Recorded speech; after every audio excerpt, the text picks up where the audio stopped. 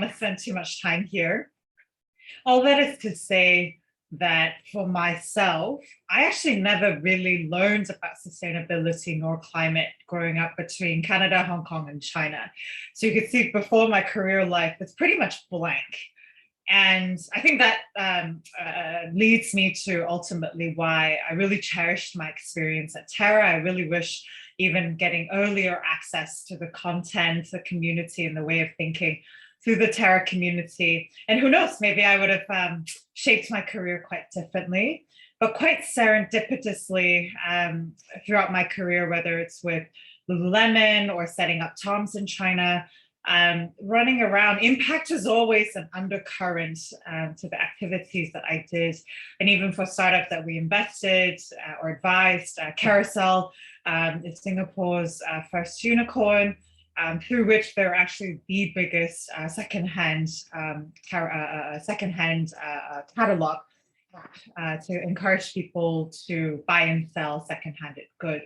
So for whatever reason, impact was just an undercutting current, but then I never really formalized it. I spent most of my time between funds, built some ventures with BCG's digital ventures team.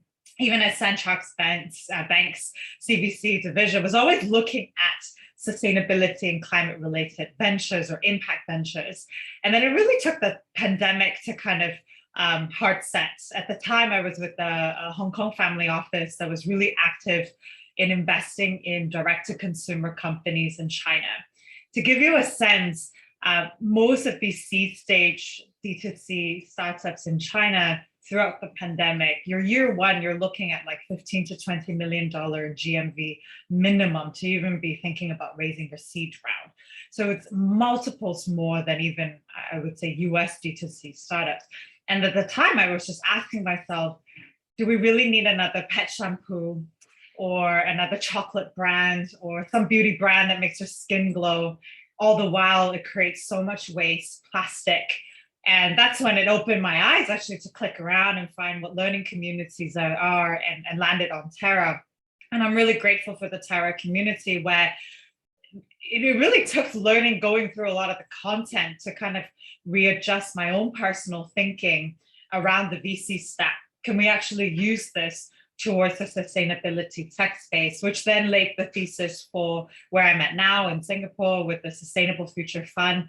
We support A and B stage founders exactly in this space.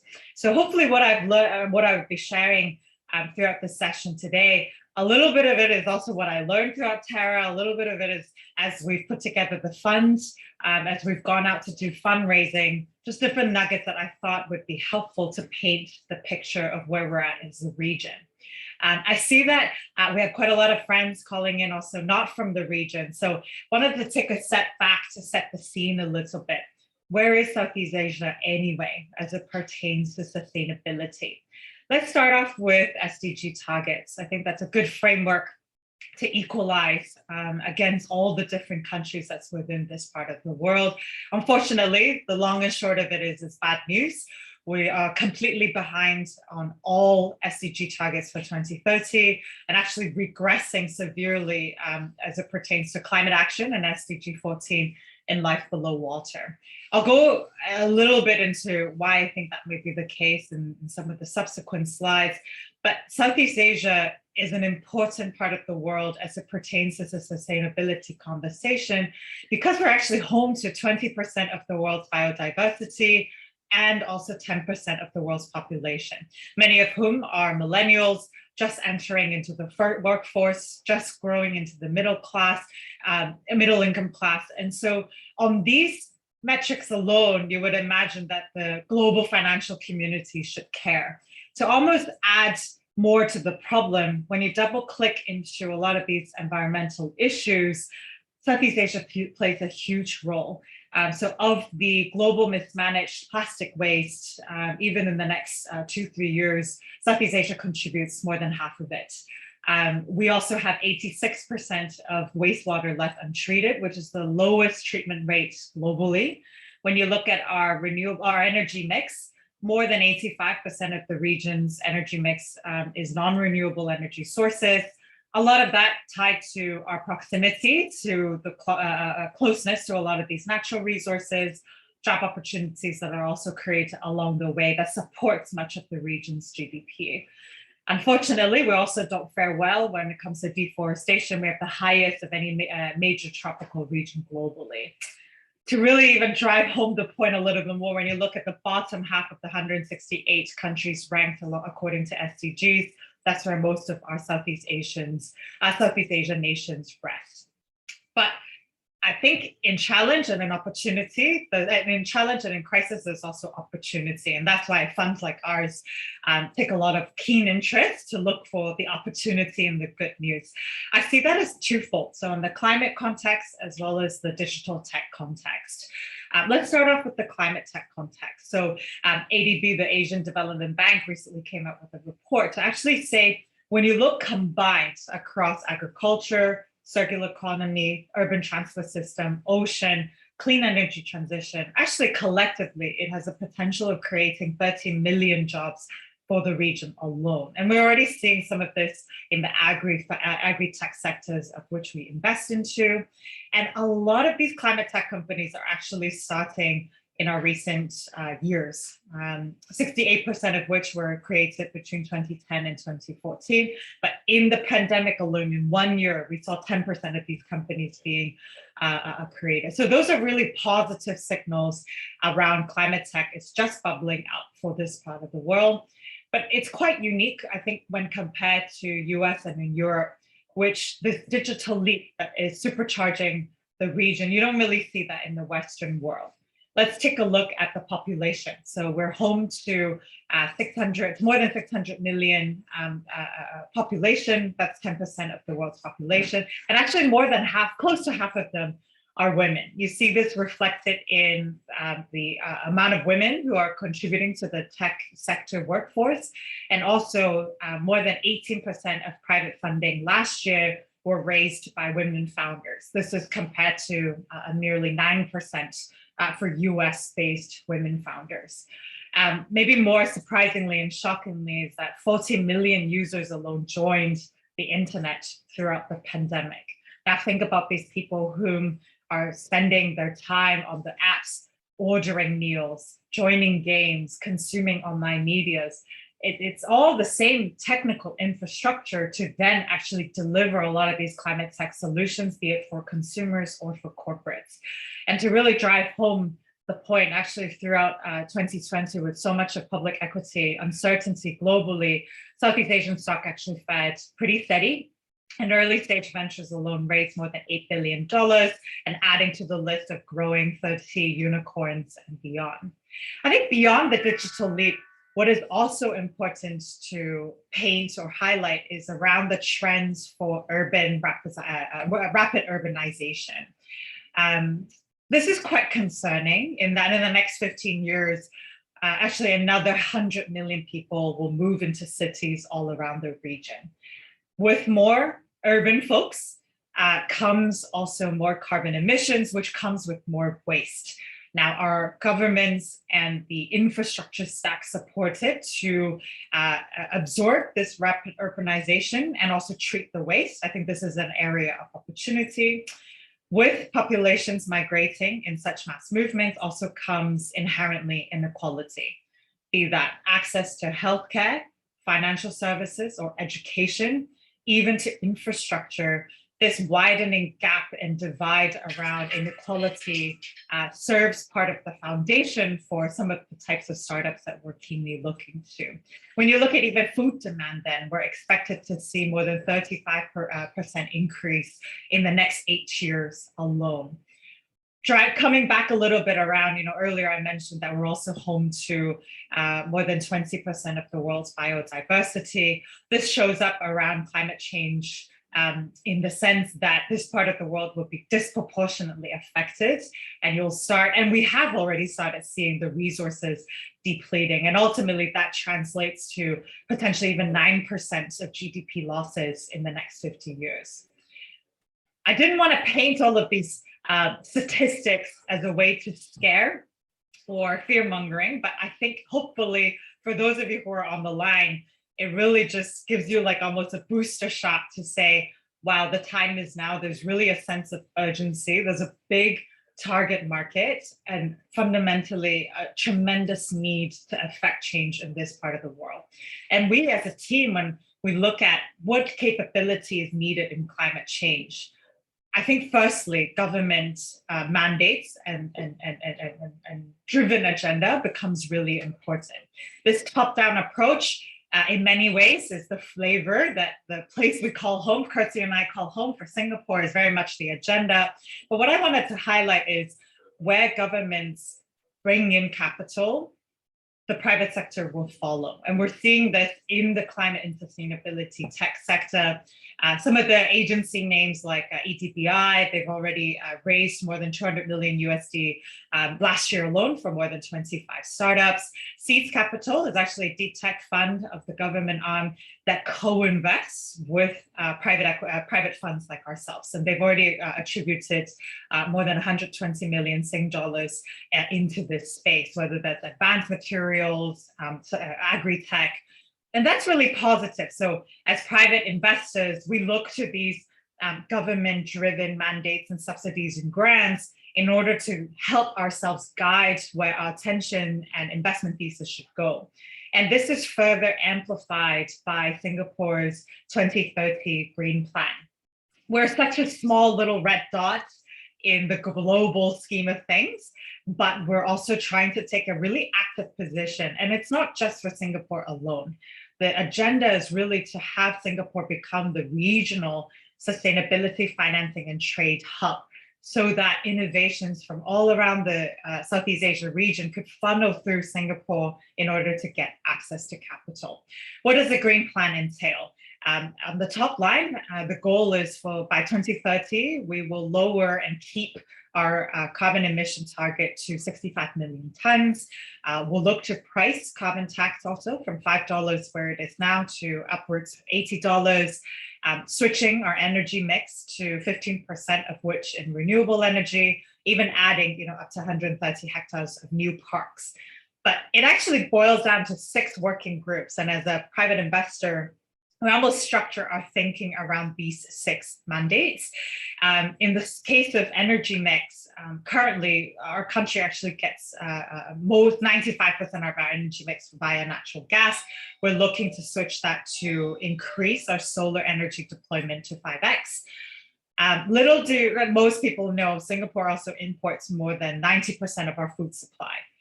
We're trying to change that to locally grow 30% of our food by 2030.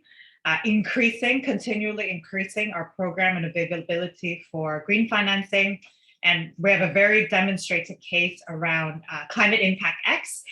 It's a great example of public-private partnership where the Singapore Stock Exchange paired with DBS, a local bank, Standard Chartered Bank, and Temasek to actually form the region's first marketplace for high quality carbon credits, which can then actually trade into global markets as well.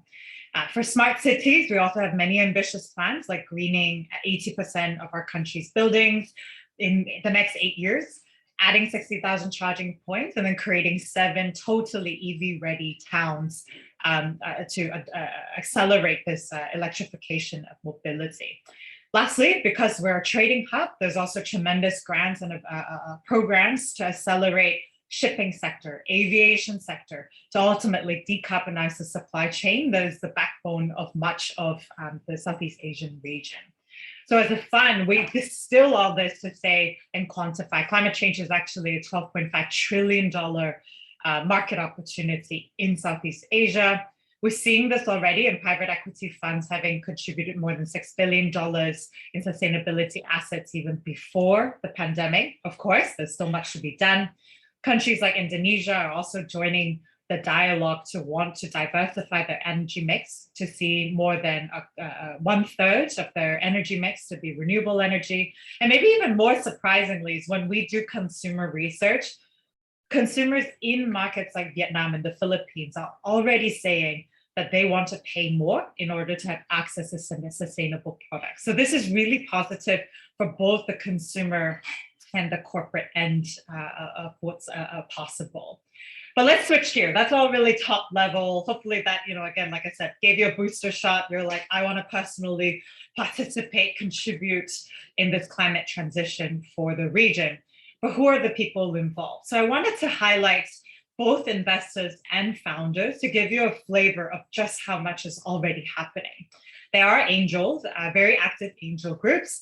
There are VC, corporate VC investment teams, accelerators, incubators, down to government agencies who are helping and accelerating a lot of this dialogue. I think what's most surprising is last year when I decided to join and set up this fund, I didn't realize there's actually already an ecosystem of 80 plus peer funds. Some of them are generalists, meaning they already invest sector agnostic across the board, but have some capital allocated towards investing in sustainability and climate tech space. But even more positively are a lot of these specialized funds that have been raised. I won't go through all of them, but maybe I'll call out a few names to give you a flavor.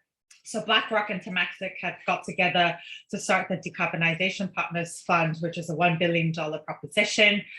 Folks like Circulate Capital invest exclusively in plastic mitigation around the region.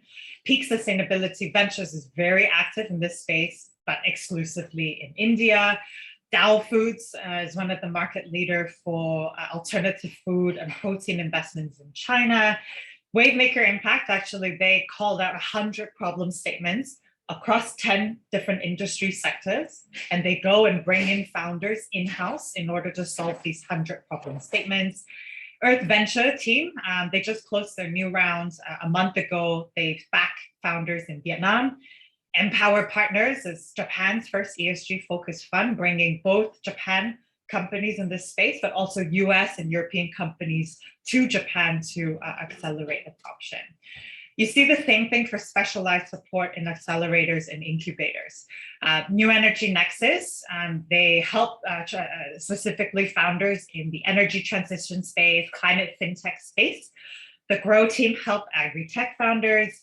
And then Imagine H2O Asia team helped more than a portfolio of 100 plus water-focused founders and propositions. So it's really a bourgeoising ecosystem of funders. So all that is to say, there's really no shortage of cash and funding. But let's switch the gears to really highlight, I think, profile founders who are at the forefront of driving change. And I hope this gives you some sense of the type of innovators who are on the ground, taking advantage of a lot of these capital, but also government agenda to try to change some of our SDG tracking. And our team would break it down into 4 pillars. We think of it as sustainable food supply chain, energy transition, smart cities, and then carbon markets.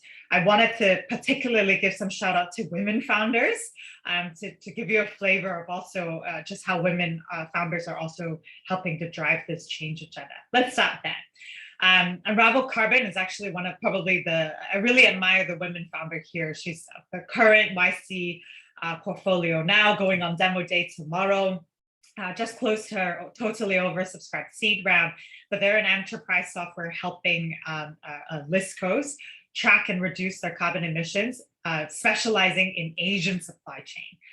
Archie Reef is a Hong Kong women founder doing 3D printed coral reefs and invested by Abu Dhabi's Sovereign Wealth Fund to bring their proposition to coastlines. Indonesia, for example, has the world's 4th longest coastline, Philippines also top 3. So these type of water and ocean propositions have tons of real estate and natural resource to apply to. Crosslinker team, both the CEO and the CTO are women founders. They're in the business of aerogel innovation for insulation, specifically for cold chain use case in the biopharma packaging industry. So even these very high technicality, high impact, but very specific go-to-market use cases, you already see this popping up from the region. Sustainable foods gets a lot of hype. No, it's no difference in this part of the world. But what I want to call out is particularly alternative protein brands that leverage on natural resources that are disproportionately available in Southeast Asia. Karana uses jackfruits. They're a seed stage brand with both restaurant ready as well as direct to consumer ready propositions. Another Singapore team, Umami Meats, they're actually cultivating seafoods, starting with eel. And part of the reason why is Southeast Asia produces 1/4 of the world's fish production of the 10 ASEAN countries production put together. So being able to disrupt the supply chain in a part of the world that is such a multiplier for the rest of the world's production value chain is one of these areas that I think the food system can really leverage founders from this part of the world. Crowd is another poster child or rising star in the agri-tech space. They already support more than 20,000 farmers in Indonesia, offering everything under the stars from financing to connecting them to consumers, to yield management, down to giving them the seeds and telling them which season and what plot of land you should be planting those seedlings to optimize yield. Smart cities, in this bucket, I would say actually, when I said earlier, Southeast Asia only gets 3% of the global VC climate tech funding, that's where most of it goes to. And in fact, most of that goes towards EV and electrification of mobility. So I wanted to highlight maybe some other propositions that are interesting also. There's a 500 startup company called Mikotech out of Indonesia.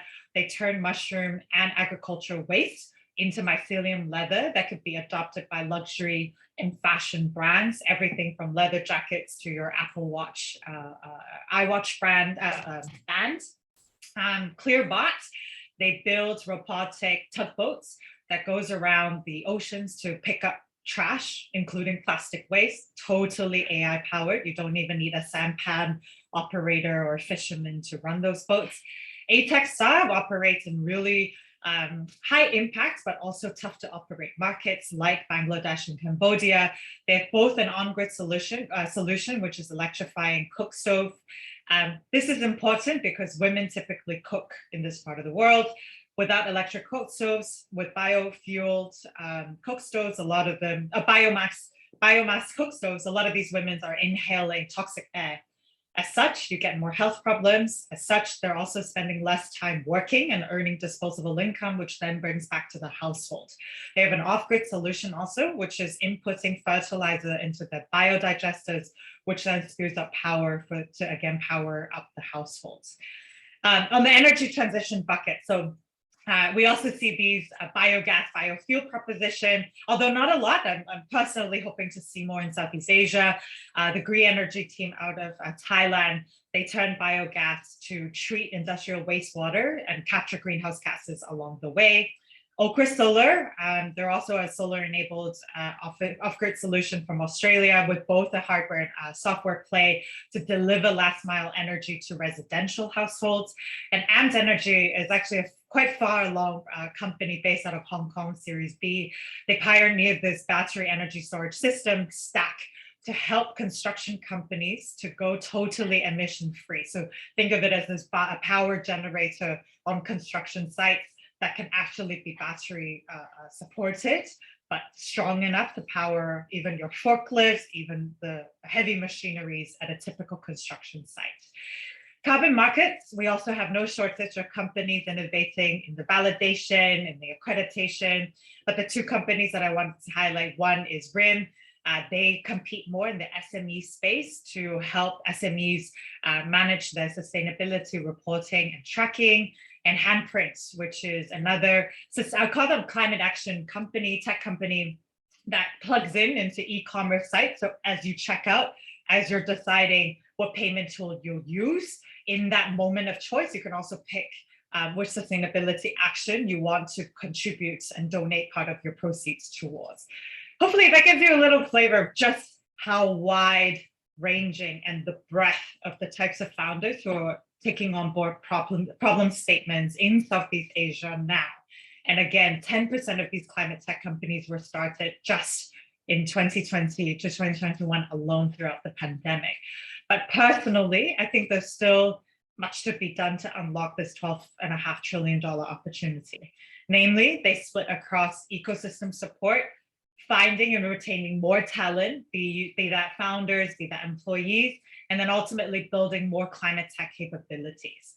What I mean is on the ecosystem side, it's seeing and educating even more investors to care about this segment, seeing that there's an opportunity, commercial and impact, but also that the time is now. So most of my time is actually spent building this part outside of investment is how can we get even more of our investor community to care that the time is now. Also even executives whom are already employees of conglomerates contributing or donating their personal time to advise a lot of these founders who are just getting started. Insofar as they can get access to your sales know-how, your distribution network, your tech and your R&D, that's what founders in this staging needs now, is getting some help from the conglomerates and preferably employees who are working in there who have insights to share. If we see even more grants and subsidies from governments to help accelerate these corporates and consumers to try and adopt some of these climate tech technologies, even better. But I think all that is to say, as an ecosystem, ESG and climate shouldn't just be a negative screening, risk mitigation, checklist ticking exercise, but rather it's even a thematic itself for genuine commercial and impact return on the table. On the talent piece, any founders or young people who are on the line, if you want to allocate and dedicate some of your time to pick any of these problem statements to solve for, I think that is a part of the opportunity as well. But also even seeing the education sector as well as government policies to set these founders up for success, to help them to get to product market fit quicker, cheaper, and with higher odds of success. I think there's still tremendous amounts of work to do, and specifically protecting the IP and incubation support for students who are in master's and PhD program, who in some ways are at the top of the funnel for a lot of these idea origination. Lastly, I also want to call out even programs like Terra. There's so much to be done when you think about it as capability building for climate tech. So is that extending more presence or offering more scholarship for Southeast Asian students to learn and participate? Is it even offering field trips for students and educators to not just read about these problem statements, but literally go to the front lines of the farm fields, go to the coast, go to the forest, spend some time there to breathe, smell, touch, see these problem statements firsthand. Because once you've seen it, it's really tough to then take a blind eye or not understand the gravitas of just how much there is to be done. And I think for the US, Australia, and EU founders who are on the line, you're much more sophisticated. You're years ahead of where we are as an ecosystem. I call on you to provide peer-to-peer mentorship. Actually, this piece, I think, as a team, we really want to build more capability around. It's just pairing, our Indonesian, Vietnam, Filipino founders to speak and have access to founders who are just a few years ahead, who've already almost gone through a lot of these problems with scaling, but see into the future and get coaching on how else they could, cut some corners or make less mistakes and future-proof their propositions better. And lastly, I'll end on, even doing workshops with ministers and policymakers. I think there's still so much to be done. Ultimately, the more each of us is aware, be that investors, government, founders, educators, then as we come together, this is how we can really catalyze change in Southeast Asia to support a lot of this transition. I'll end there on that note. Thanks so much, Jen. I think that was fantastic. I really love the way you kind of laid out all the things that all of us can do to kind of help, grow this ecosystem into one that can actually match up with the West, so to speak. I put the Slido link in, and maybe just going to quickly, we've got about 25 minutes to get through the questions. So I'm just going to go with the first one, which is right on top. Questions about post-pandemic economic recovery, and that's kind of at the top of the agenda for political leaders across Southeast Asia. Where is climate change standing in the pecking order? Do you have any insights on that, please? Oh, you're on mute. Classic. You think 2.5, 3 years into it, we all have this unmuting down pat. Hey, yeah, not quantitatively. I go back to that ADB Asia Development Bank report where there's 30 million jobs to be created as post-pandemic recovery. And I would say more as a demographic change. We've seen this as founders or even employees who've worked at big conglomerates all around the region. Either they got laid off or during this period of time, they really self-questioned what can I do to future-proof with future risks, be that healthcare risks, climate risks, education risks, etc. Kind of similar to my own personal journey, really asking WTF, is there more that could be done? And how could we allocate our time? And I think as such, that's why you see 10% of these climate tech founders have started the propositions in the last year alone. Through that, then they are creating jobs, be that through their own direct teams or in the stakeholders with whom they serve. So Crowd was a great example where in a few years since they've launched, they already created job opportunities for 20,000 farmers in Indonesia. It comes to mind another financial inclusion proposition that we supported in Indonesia. They help to allocate transaction-based financing for warung operators. So warungs are restaurants, cafes, mom and pop, kind of micro SMEs, which contributes, I think it was to 65% of Indonesia's national GDP. So even in a proposition like that, same thing, 20, 30,000 merchants actively using that platform on a monthly basis. So these type of figures, I think it's already the norm of what you see in even Series A company. And as these companies grow, the job creation opportunities would be even more immense. So I hope that somehow answers that question. Thanks, Jen. I'm just going to jump to maybe Yuan's question before I go to the other one.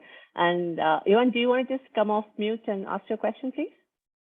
Yeah, sure. Thanks, Kirti. The question was basically, which country in the region, has the most number of, climate startups, and what has sort of led to this trend, right? So probably, I don't know, government regulation could be one, so on and so forth.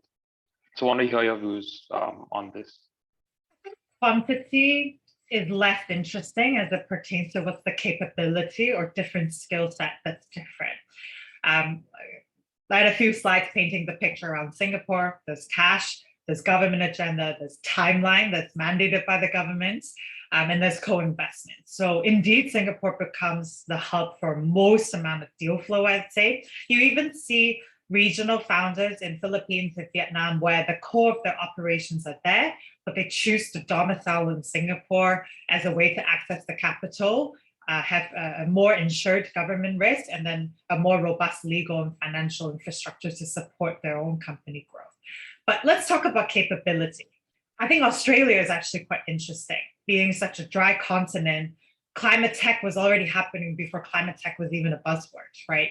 Where when you look at agri-tech founders, disproportionately, we've seen the more sophisticated, later stage, even more innovative solutions coming out of Australia. To give you a sense, we've recently been learning more and exploring more with a women-led founder in the pest management precision software there. What that means is the IoT sensors can help industrial farms detect the second a pest shows up in a particular plot of an industrial land. And then in that very specific precision area, pesticides might be attributed, but then these are also environmentally friendly pesticides. You almost need the whole ecosystem and the country's national GDP to be sophisticated enough whereby then founders working in those conglomerates see these problems, see these opportunities, come out, set up their own companies. And then we see agri-tech companies having this gateway to launch and further their target market growth via Southeast Asia. India, similarly, disproportionate plastic and water pollution problems. In a way, I was speaking to an Indian founder earlier, where she was saying, you don't even need to educate, you don't even need grants and subsidies. You just walk out, you've been a personal beneficiary or personal experiencing these climate change effects firsthand. And so in these type of markets, it's not surprising, therefore, a lot of founders are then dedicating their time in plastic and in water. You see the same thing in the Philippines. It's in archipelagos, with some of the world's longest coastline, but they are also the most at risk when it comes to water level, sea level rising. Therefore, again, when you look at the ecosystem, most of the Filipino climate tech founders that we've met are dedicating their time to solve for water-related challenges. So I think it's more interesting to look at the geo-influence factors why these problems exist at a geo level that differs country to country. And then therefore it attracts founders to spend their time to build capabilities in a very particular sector within climate tech there. Thanks, Jen. I think that was like fantastic. I think I love the way you kind of created what's happening within the geography of the place itself to kind of why people are finding this problem statement. Thanks so much for that. I think the next question is about expectations of investors. And do you think the climate space has the capability to make 20, 30x returns to the investors? Strictly financial perspective, please. Can I ask who asked that? I think it's anonymous. Anonymous, it does have an upward though, so people are keen. Okay, I'm just curious if this is like an LP question or like a pure investor or a founder. Not that the answer should differ, but jokes aside, I think the thesis here is, of course, profit plus purpose. However, what I would say is that without profit, there is no scale. Without scale, there's no impact. So we're not the team that says we should be prioritizing impact over commercial return. In fact, both tracks go in tandem. We actually have impact due diligence. We have impact partners who come in full time to speak with the stakeholder group to try to map what that scorecard looks like. But that does not precede the commercial aspect of the due diligence. And in some cases, we've also walked away from deals from our high commercial return, but low on the intentionality of impact or low on the roadmap to impact milestones. So this juggle between the two is part art, part science. But for us as a team, the IRR that we commit to our LPs are very much within the early stage tech funds return bucket, because we know that's what LPs care about. That's where the capital allocation decisions are being made. So it's no different for us. And when you think about it, a lot of these technologies available, be that AI for surveillance, be that SaaS, be that even blockchain technologies, IoT sensors, those stack exist anyway for the digital, for most tech funds. It's just we're saying, let's use that tech stack to support founders who are solving problem statements relevant to climate in this geo, but they're not totally new technology stack per se. So therefore, the return should not differ from our other peers who are in early stage tech investments. Ajit, I hope that answered your question. I think he pointed out with him who answered the question. Thank you. The next one's about unicorns, climate startups in Southeast Asia. Is this like a pipe dream? You'd be surprised. I think I've already seen this in quite a few pitch deck of founders who see a pathway of how to do that. If I were to make a personal assessment or a personal bet, I think the first layer is more around digital infra. So these ESG tracking, reporting, maybe climate surveillance to help companies mitigate climate risks. This infra group will probably be the first group to stand a chance to hit unicorn status, partly because, again, most corporates, be it from Singapore to Indonesia to Thailand to Japan, Korea, you name it, have regulatory pressure to accelerate change. They need to, you can't change what you don't measure. So the first step is going out and finding companies that can help them to measure what their risk profile is, where their impact is currently, and what their carbon emission profiles look like. This group of company gets so much grants, and you have this big wallet of corporates raising their hand to say, we have 8 years before 2030 net zero targets to fix our stack. So this group of companies, I think, is the space to watch first.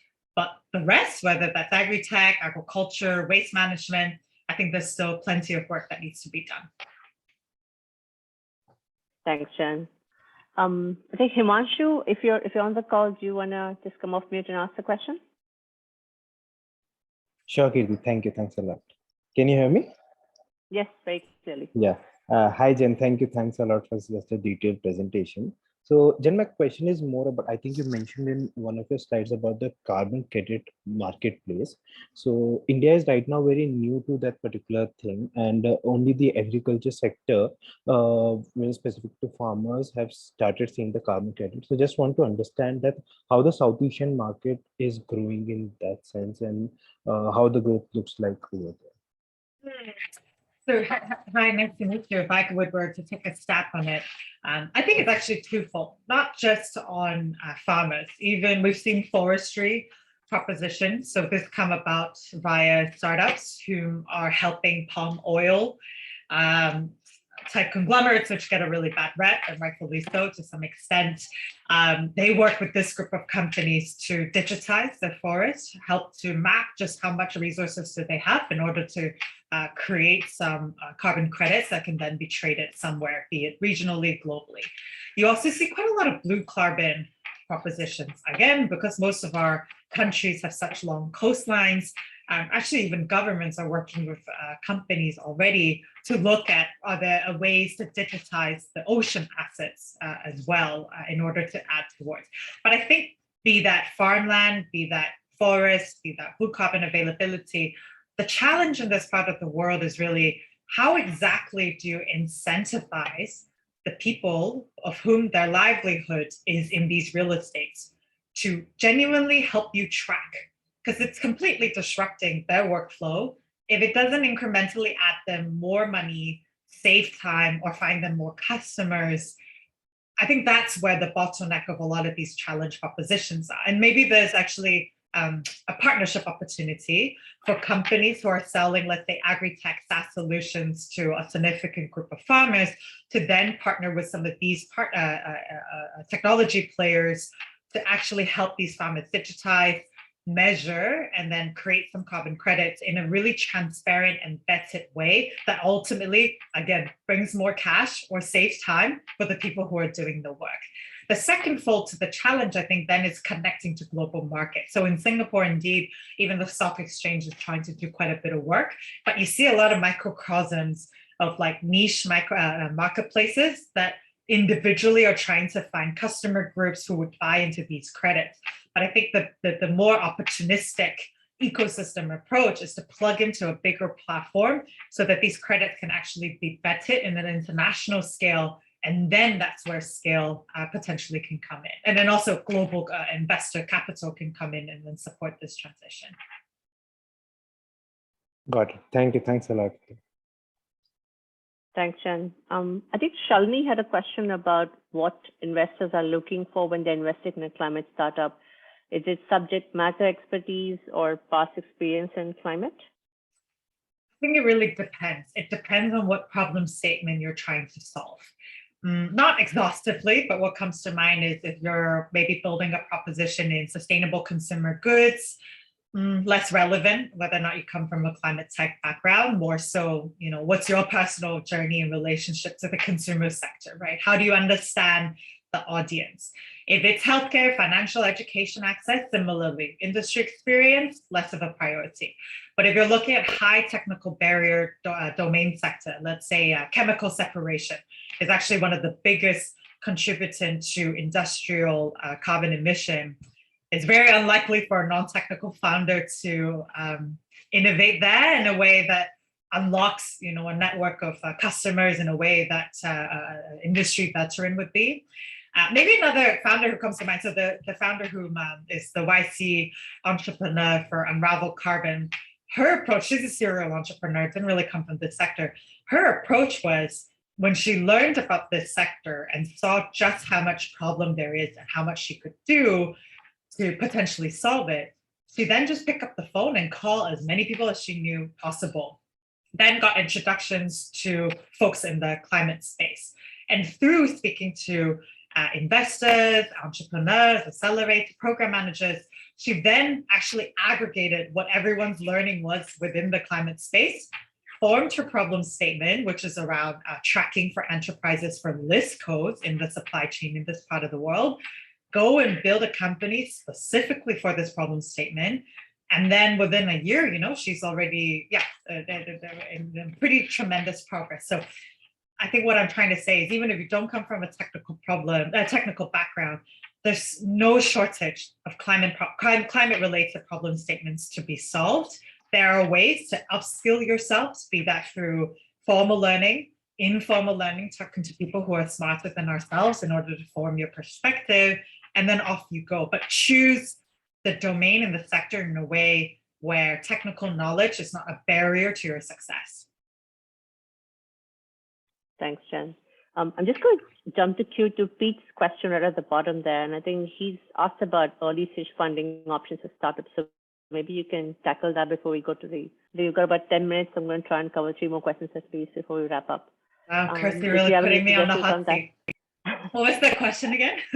I think what are early stage funding options for startups, grants to bridge the gap towards Series A? Who offers these grants as well? Yeah, so I think on my funding slide, I tried to paint. I think, again, it really depends on like what kind of company and what problem statement you're trying to solve. Broad strokes speaking, if you are an asset light, CapEx light proposition, you don't need a lot of CapEx to get your first customer. And the incremental money that you need to scale up your customer pipeline is also low. Then you can actually approach angels. Maybe even go and find angels who come with domain expertise. Let's say you're in consumer, go find a consumer angel. If you're in a B2B selling to SME specifically, find angels who have exited companies or succeeded in that space. Now, if you're an R&D heavy, CapEx heavy, potentially asset heavy, like you need to buy equipment to sell it, you need to build factories to then build some capacity to sell, you're better off potentially looking at grants and subsidies that are driven by governments. Governments have an agenda for creating jobs or increasing R&D and know-how that are very specialized in a particular area. These could be materials engineering, these could be manufacturing capability, these could be, even alternative foods. How exactly do you cultivate meats? Is it cellular based? These are R&D heavy sectors. So in those propositions, there should be, I would imagine going after grants and unfortunately also going through the workflow to get such grants become probably a more meaningful source. Now, if you're a company then looking to tell a story around, hey, I believe that there's a huge marketplace, in 5 years, maybe we can even maybe not even in 5 years, in 3 years, we can have a business plan for $50 million revenue base, be that B2B, be that B2C. Then at that storytelling, that maybe is better suited for VC capital. And then if what you're building really relies on access to corporate owned asset, like in energy, maybe you want to go for an energy CVC, corporate VC arm, which there's also no shortage of. So I think having been a founder myself, I think what I would say is try to take the ego out of yourself, of what looks good to raise capital from what group. And in some cases, actually, screw it. You don't even need to raise capital. What you're building in the ESG tracking space, every customer you bring on, maybe it's already paying for your overhead for your team. So try to take the ego out of it and then really assess and evaluate based on your company's problem statement, the nature of your business model, the scale in which you're trying to reach. Then you should formulate a plan around which type of funding access, not immediately rush to VC or angel or whatever is hot flavor of the month. I think that's a really maybe a candid piece of nuggets that I think it's important to call out. Thank you so much, Jen. I think there's a question about the top areas where investment is flowing currently and what's the forecast looking like? Again, I think so far in the last few years, for Southeast Asia alone, most of it has gone to EV. Whether that's battery side of EV, whether that's scootering, crowd sharing type tools, whether that's even B2B use cases, whether that's even all the way down to EV charging, the infra for EV. Not surprisingly, right? I think you see it on the US and even public equity market perspective. That's where it gets a lot of hype. A lot of governments also have very prescribed down to 60,000 charging points in Singapore in the next 8 years. So it's very clear KPI also to invest behind. But as a fund, where we see there is even more opportunity and need is within the agri-tech space, smart cities and communities, and energy transition, especially to off-grid communities, not necessarily just in residential, right? Even commercial, industrial use cases. A lot of Southeast Asia is islands. So how do you offer and transfer energy there in a way that doesn't require the old stack? much of Southeast Asia earns its daily income from palm oil industry, from fossil fuel, from coal mining. So how do you help these sectors transition in a way that's not just guilt-ridden, but genuinely for the people who are on the front line? What does that job transition, income transition look like? So I think those are all immense opportunities. Yeah. Thanks, Jen. I think we have one last question. I think, Kip, I'm going to jump to your question. Do you want to come off mute and ask, please? Yeah, sure. Thanks.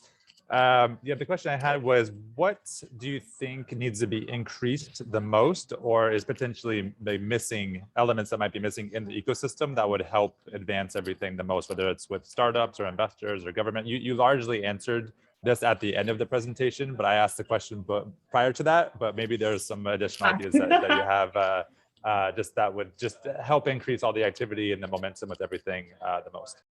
Yeah, okay, got it. So you asked it before the last slide.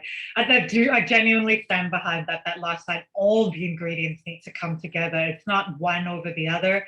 I also don't see it as one domino needs to fall for the others to then subsequently fall. We are no different than, let's say, the US ecosystem maybe 10 years ago, right? It's everyone from even philanthropists donating money to accelerate some change, measure impact only, not commercial return.